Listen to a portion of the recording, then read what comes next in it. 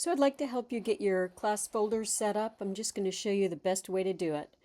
Start with opening your hard drive, go to your Documents folder, and create a new folder. Here's my new folder. I'm going to title it Fall 2026 Website Production. All right, and inside this folder, I need to have 16 other folders. So I'll get my 16 folders in, and then they each can be named for the week.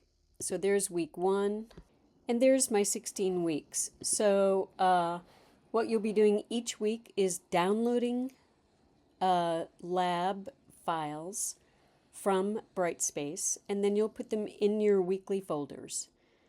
And then you'll use those to build websites, which you will also save in your weekly folders.